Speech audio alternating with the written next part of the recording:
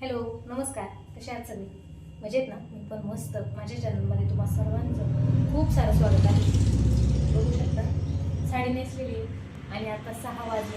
आता चालले की सवाष्णींना जेवायसाठी, कारण म्हणजे जवळच जायचे. तर त्या ताई बोलवायला आल्या होत्या आणि देवाच्याला नाही म्हणता येत नाही, तर त्यामुळं मी चालले. आत्ता साडी नेसले आणि ब्लाऊज बघू शकता अगदी फिट झालेले. मला वाटतं माझं वजन वाढलेलं आहे, कारण खूप दिवसानंतर हे ब्लाऊज मी घातलं. मला खूपच टाईट झालेले. आणि साडी पण मी पहिल्यांदाच नेसलेली. कशी वाटते? अगदी साधी साडी आहे, पण मला साधी सिंपलच साडी छान वाटते आणि आवडते देखील, कारण पटकन नेसल्या पण जाते आणि गरम वगैरे होत नाही. मोबाईल वगैरे मी काही नेणार नाही, कारण ऋतूला पाहिजेत मोबाईल बघण्यासाठी आणि थोडासा तिचा अभ्यास वगैरे चालू आहे, तर तिला मोबाईल पाहिजे. त्यामुळं मग मी काही मोबाईल नेणार नाही, तशीच जाते. आणि तिथं बरोबर पण वाटत नाही व्हिडिओ वगैरे काढण्यासाठी, तर त्यामुळं साडीचा कलर मला खूप आवडला. तुम्हाला कसं वाटतं कमेंट करून सांगा.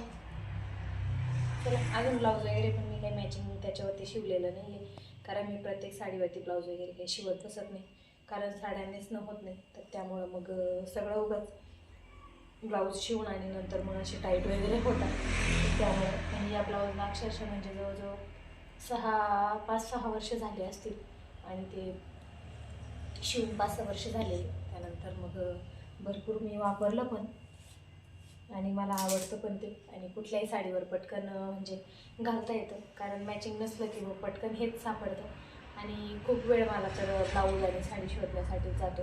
खूप वेळ लागून जातो ब्लाऊज साडी शोधण्यासाठी. एवढ्या सगळ्या साड्या पण शोधायला मला 15 मिनटं 20 मिनटं लागून जातात की कोणती साडी नेसू, यातच माझा खूप वेळ जातो.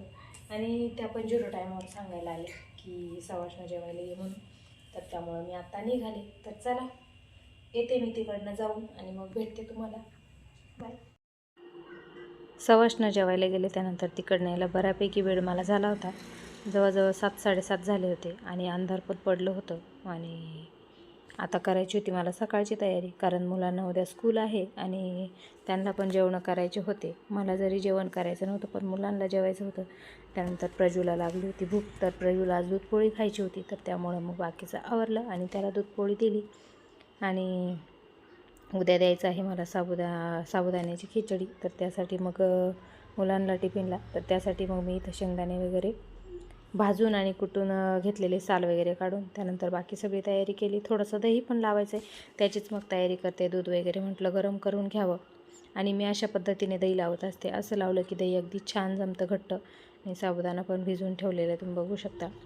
सकाळी मुलांना सकाळी खिचडी द्यायची असते, तर मग रात्री साबुदाणा भिजवून ठेवला की छान भिजतो पण आणि खिचडी पण छान होते, अगदी मऊसूत. तर त्यामुळं दूध फक्त जास्त गरम करायचं नाही आपल्याला, आपल्या बोटाला सोसेल इतकंच आपल्याला गरम करायचं आहे. त्यानंतर मग भांड्याला थोडंसं मी दही लावून घेत असते आणि स्टीलच्या भांड्यातच जमवते. मातीचं भांडं आहे माझ्याकडे, पण मग ते वरतून काढायचा मी कंटाळा केला. तर मग आणि भरपूर दिवस झाले दही पण लावलेलं नव्हतं. आणि गावाला गेलो तर मग विरजण मोडलं होतं, विरजण नव्हतं माझ्याकडे, विरजण आणलं. त्यानंतर मग मी दही लावते.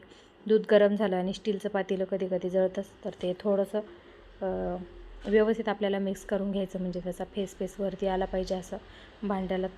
थोडंसं विरजण लावून घ्यायचं. थोडं पातळच होतं विरजण, जास्त घट्ट नव्हतं. तर त्यामुळं मग माहीत नाही आता दही कसं जमतं. आणि दूध बोटाला सोसेल इतकं गरम केलं. त्यानंतर मग त्या भांड्यामध्ये ओतून पुन्हा व्यवस्थित आपल्याला मिक्स करायचे. आणि पाहिजे तेवढं आपण विरजण 1-2 चमचा टाकू शकतो, जास्त काही गरज नाही. आणि हे व्यवस्थित आपल्याला झाकून ठेवायचे रात्रभरासाठी. तुम्ही 5-6 घंटे वगैरे ठेवू शकता. मी रात्रभरासाठी झाकून ठेवलं आणि विरजण टाकलं, व्यवस्थित त्यामध्ये मिक्स करून घेतले. 2-3 चमचेच विरजण होतं आणि थोडंसं पातळ होतं, तर त्यामुळं माहीत नाही कसं लागेल. तरी पण अशा पद्धतीने जमवलं दही की छानच घट्ट बनतं. आणि आता उन्हाळा आहे, तर त्यामुळं जास्त काही वेळ पण लागत नाही. 5-6 घंट्यामध्ये आरामात दही जमतं.